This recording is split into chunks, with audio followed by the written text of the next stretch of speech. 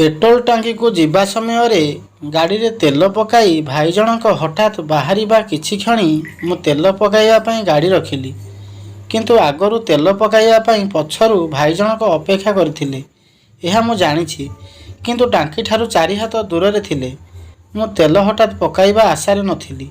जेहेतु तांको आगरे आसी पहुँची गली, से भाई जनक मते भद्र अपमान देले। कर्मकांडी ब्राह्मण जणे मु सबु तांको कथा सही जाउथली, कारण जानतरे हेउ बा अजानतरे हेउ मोर किछि मात्रा भूल थिला।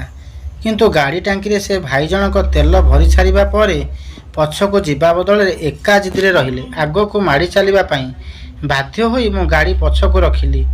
सेतबेलको पेट्रोल टांकी कर्मचारी तेल भरिबा को नंबर आड करि छाड़िबा समय से असुविधार सम्मुखीन हेले। जेहेतु मु पछ पेट्रोल टांकी सम्मुखरे तेल भरिबा पई अपेक्षारे रहिली, प्रथम भूल मोर एवं द्वितीय भूल से भाई जनक समाधान करने विचार नथिले। बाध्य होई तेल कर्मचारी भाई जनक से भद्र व्यक्ति को विरक्त भाव प्रकाश कले। भूल समस्तंकर थाए आज्ञा, किंतु नीरव रही से भाई जनक अपमान कथा को मु सिना हजम करि जाउथली, से पेट्रोल कर्मचारी भाई जनक किंतु से लोक ठारू एभली आशा करि नथिले।